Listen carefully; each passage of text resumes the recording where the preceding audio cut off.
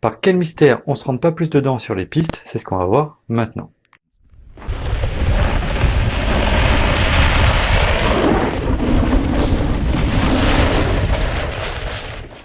Salut, alors sur la piste, il y a en fait une règle d'étiquette et de bon sens qui évite tout simplement les accidents. Elle est très simple, c'est le glisseur aval est prioritaire. Autrement dit, celui qui est devant soi, ben, il est prioritaire. Donc si je vais plus vite que lui, c'est à moi d'anticiper sa trajectoire et de choisir la mienne de manière en fait à pouvoir le dépasser sans risque. Je peux doubler à gauche comme à droite, pas de souci, à condition de garder de la marge et de ne pas faire l'écart brusquement, parce que ça pourrait surprendre, voire faucher quelqu'un derrière moi également qui envisageait de me dépasser. Donc voilà, ayez des trajectoires naturelles et prévisibles pour les autres. S'il y a du monde partout, eh bien, je calme le jeu, en fait. J'ai pas le choix, donc je suis la troupe patiemment, et puis j'attends qu'il y ait peut-être un élargissement qui me permettrait de doubler en sécurité, ou un départ de piste moins fréquenté pour le prendre. Donc, quand je glisse, je ne m'occupe pas de ce qui se passe derrière moi. Je fais ce que j'ai à faire naturellement, et parce qu'en plus, si je commençais à tourner la tête dans tous les sens, ou à m'inquiéter, ma trajectoire serait pas naturelle et donc difficile à prévoir pour les autres. Donc voilà, faites ce que vous avez à faire, restez sur votre truc, ne vous occupez pas de ce qui se passe derrière. Notez également que ceux qui maîtrisent la glisse coupée font des virages très larges. Ils utilisent toute la piste. Et en allant tout droit, même un débutant en fait peut rivaliser avec leur vitesse relative, du moins pendant quelques instants, quelques dizaines ou centaines de mètres. Donc attention d'anticiper et de tenir compte de ce genre de trajectoire. Ça existe. Il n'y a pas que des gens qui descendent tout droit en rappant ou en chasse-neige, il y a des gens qui utilisent toute la piste et qui jouent avec son relief. C'est à vous également d'en tenir compte. Vous devez tenir compte de tous les glisseurs aval et être capable d'anticiper toute leur trajectoire si vous avez envie d'aller plus vite qu'eux. Alors on peut utiliser toute la largeur de la piste si on le souhaite, mais par étiquette et par bon sens également, on évite en fait de fermer les bords. On fait son virage quelques mètres avant le bord de la piste et en fait ça laisse un espace libre pour le déplacement. C'est pas une règle, mais il y a beaucoup d'endroits où ça fonctionne comme ça. Donc attention à faire votre virage de manière claire et prévisible aussi par les autres, un peu avant le bord de la piste. Si on envisage de tourner, par exemple pour aller prendre une autre piste, ou pour aller prendre une remontée, par exemple. Donc on anticipe et on fait ce mouvement progressivement. En fait, on ne tourne pas d'un coup brutalement sur la piste au dernier moment.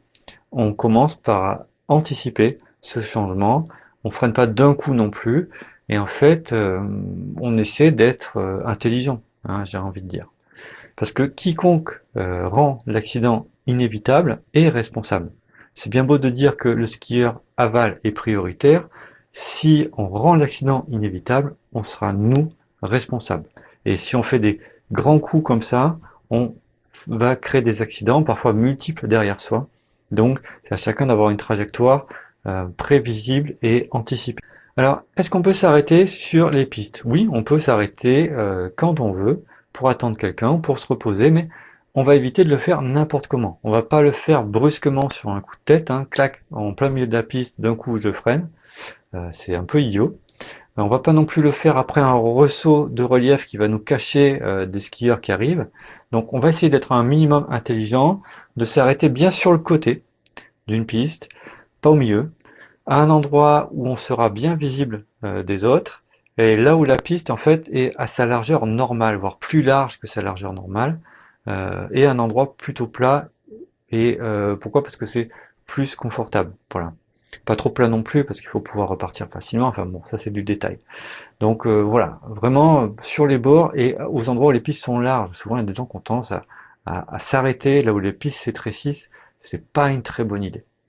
On peut également s'abriter derrière des barrières. Parfois, il y a des petites bannières que les pisteurs mettent pour demander de ralentir. On peut s'arrêter derrière, il n'y a aucun souci.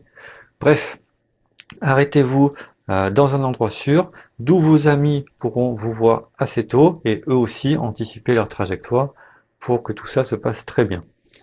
Quelqu'un qui est à l'arrêt, attention, il n'est pas en train de glisser. Il ne peut pas être considéré comme prioritaire, même s'il est en aval des autres skieurs. Donc ne jamais repartir sur un coup de tête, ni même à l'aveugle. Euh, En fait, c'est comme en voiture.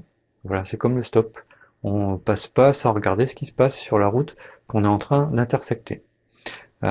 Les glisseurs ont tendance à arriver par vagues, donc parfois on peut pas repartir. Donc ben, il suffit d'attendre en fait que la vague passe, bien rester immobile pour pas faire peur aux gens, pas créer de mouvements dans des glisseurs, dans des glisses un petit peu trop denses, mais bien regarder en haut, attendre un moment plus calme et puis tranquillement, dès que la vague est passée, on part. Donc pour résumer, respectez et anticipez les mouvements du glisseur qui est situé plus bas que vous. N'oubliez pas qu'il y a plusieurs types de trajectoires, notamment la glisse coupée qui utilise toute la largeur de la piste.